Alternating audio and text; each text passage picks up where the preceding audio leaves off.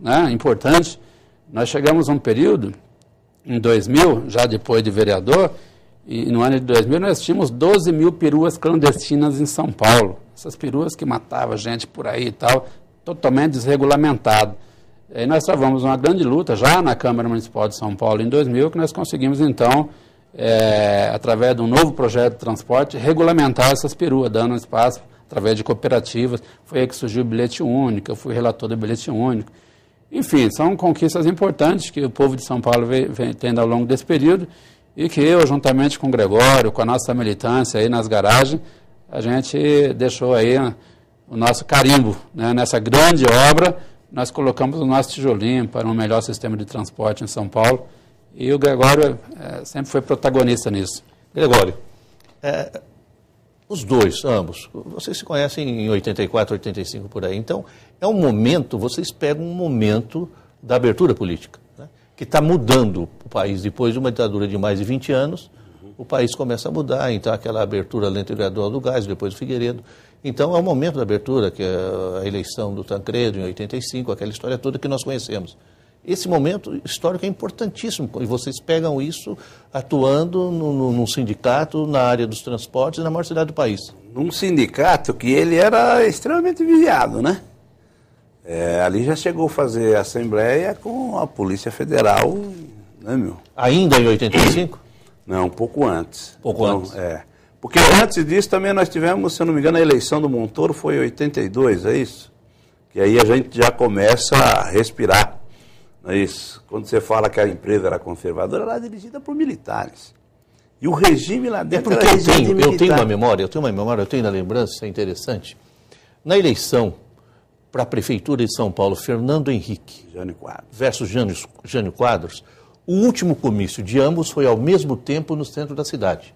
O comício do Fernando Henrique foi na Praça da República. Isso. O comício do Jânio Quadros foi na Praça da Sé.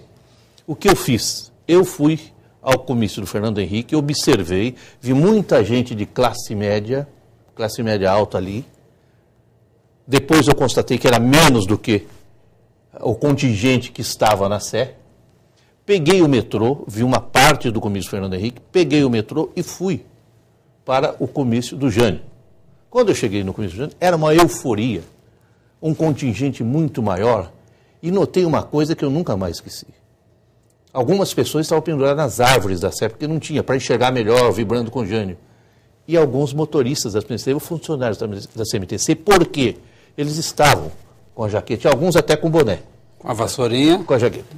Janistas. Eu não vi nenhum motorista da CMTC no comício do Fernando Henrique na Praça da República. Mas vi no comício do Jânio.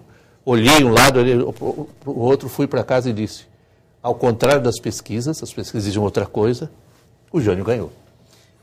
E o Jânio... Não, a CMTC foi em peso para o Jânio, né? Porque o Jânio tem uma história no transporte, principalmente na CMTC. Então, com aquele jeitão, ele usava o cap, ele ia na casa dos funcionários, ele ia lá no clube, aquele negócio de comer sanduíche, tomar cerveja, ele ia lá no clube. E naquela oportunidade tinha um boato de que ia terminar a CMTC. Então ele assinou uma carta e registrou que a CMTC não seria, né, terminada e tal, não sei o que lá. Com toda a lucidez possível. Claro, mandou lá. Depois o Maluf, na eleição dele, também fez. E assinou a mesma coisa? Assinou. E ele começou a destruição da empresa ali, né?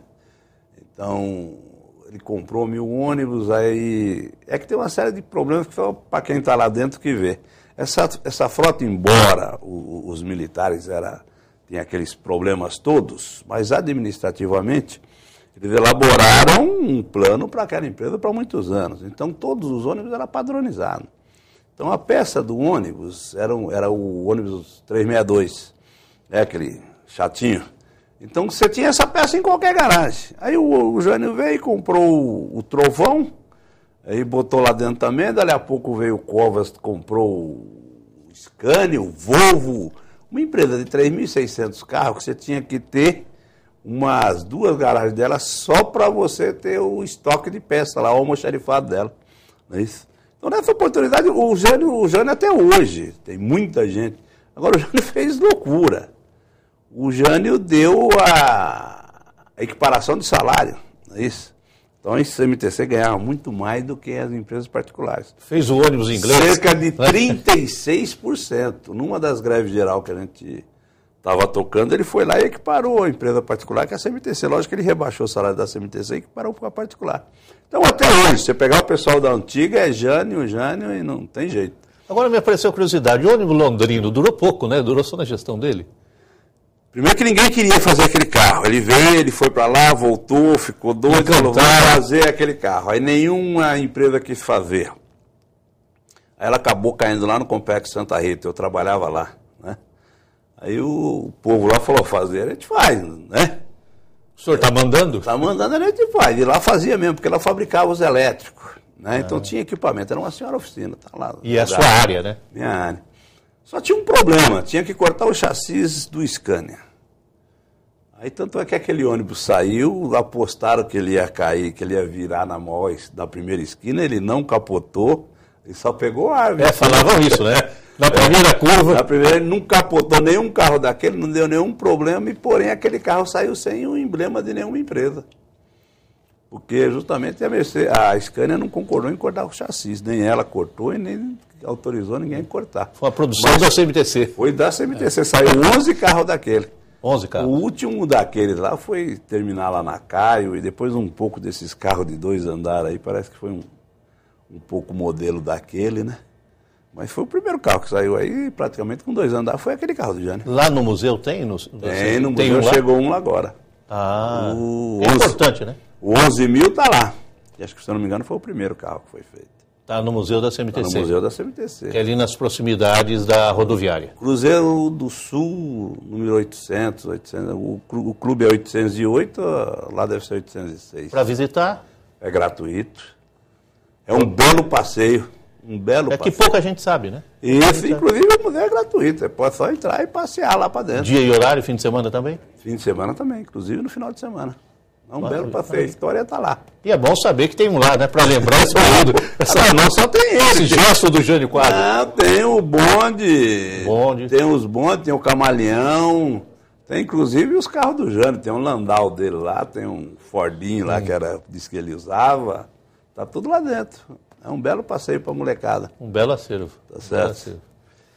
Deputado, o senhor, com 23 anos, começa a atuar em termos sindicais.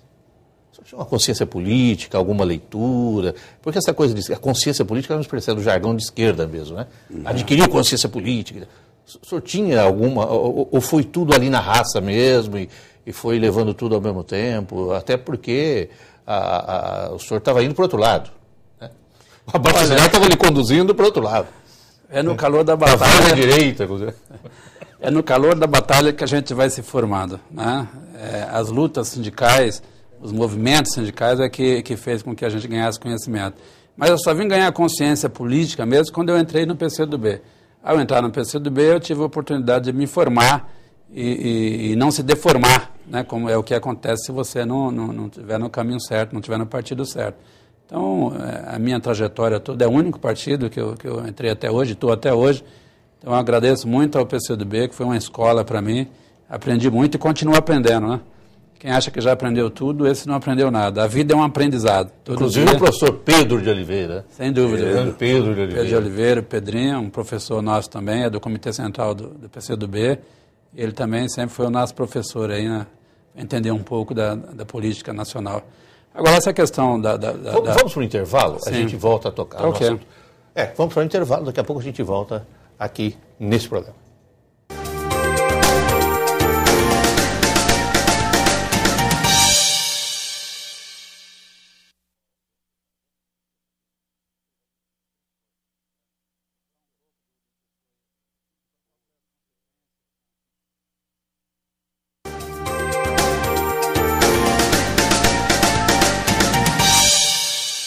De volta aqui a deputado Provisão.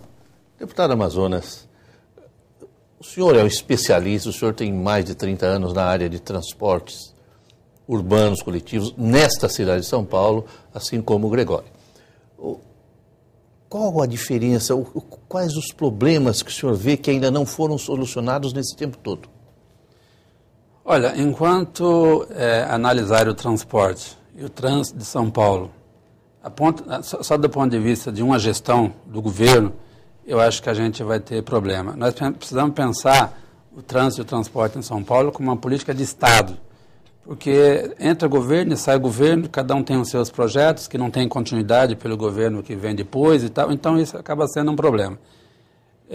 Nós estudamos o sistema de transporte de São Paulo já há quase 30 anos e não tem solução se você não tiver um conjunto de governos sucessivos fazendo a elaboração. Eu vou dar um exemplo para vocês aqui. Essa questão do carro, do automóvel. Você tem uma cultura do automóvel, né? Você não vê nenhuma montadora fazendo propaganda de um automóvel parado no trânsito. Está sempre voando, rápido, né? E, aliás, não tem nos comerciais não tem nenhum carro à frente, nenhum carro atrás. Está sozinho. Tudo livre e tal. Então, como é que você convence as pessoas a deixar o seu automóvel em casa e utilizar o transporte coletivo? Se você oferecer um transporte rápido, seguro, eficiente, com tarifa baixa, aí você vai conquistar as pessoas para deixar o seu carro em casa. Agora, você não faz isso a toque de caixa. Isso é uma política que tem que ter sequência. Você pega o sistema metroviário, por exemplo. O metrô é um transporte eficiente. Agora, o nosso metrô em São Paulo começou a ser construído na mesma época que começou o metrô do México. São duas cidades muito parecidas e tal. Nós ficamos parados no tempo, porque o metrô do México... em 1974. Exatamente. O metrô do México tem 3 vezes mais quilometragem que o de São Paulo. Então, o de São Paulo não está... Aliás, aqui na Assembleia teve um debate recente sobre essa questão do metrô 24 horas em São Paulo. Hoje você tem dificuldade de colocar o metrô 24 horas em São Paulo para atender aquelas pessoas que trabalham de madrugada ou que saem para se divertir, que não pode dirigir por causa da lei seca. Você não tem alternativa para oferecer o transporte 24 horas porque o metrô não foi preparado para isso. Então você precisa de fazer um investimento pesado, né, no transporte de massa para poder convencer as pessoas a deixar o seu carro em casa. Se você não conseguir fazer isso, não vai adiantar, vai continuar o trânsito, a cultura do automóvel só vai aumentar, do transporte individual. Então é necessário que isso seja... E é necessário pensar também os zoneamentos. Vamos começar a discutir agora aqui na capital o plano diretor da cidade. Eu não tenho nada contra o Itaim Paulista nem contra o Itaim Bibi. Eu já vivi mais de 40 anos no Itaim Paulista. Eu não quero que o Itaim Bibi se transforme no Itaim Paulista. Agora, eu gostaria muito que o Itaim Paulista se transformasse no Itaim Bibi, de todos os pontos de vista. Acho que a única coisa parecida com o Itaim Bibi e o Itaim Paulista são nos impostos de alguns produtos. E no nome? Resto é tudo, e no nome quase parecido, né? Então, eu acho que o plano de zoneamento, o plano diretor, deve também levar em consideração porque é que de manhã, você pega a Zona Leste, por exemplo, de manhã, toda a população é transportada para o centro. Então, o metrô está lotado, o ônibus lotado, trânsito parado, e no sentido contrário, tudo vazio. Por que é que as pessoas que moram na cidade de Tiradentes, no Itaim Paulista, não fiquem lá? Agora, para ficar lá, ela tem que ter tudo para poder viver lá. As pessoas falam, bom, mas a cidade de Tiradentes é uma cidade... Antes de tudo, sobretudo, o emprego. Exatamente. O pessoal fala, mas a cidade de Tiradentes, por exemplo, é uma cidade de dormitório. Como se o nosso povo precisasse só de dormir. O nosso povo precisa de saúde, de educação, de habitação, precisa de lazer, precisa de cinema.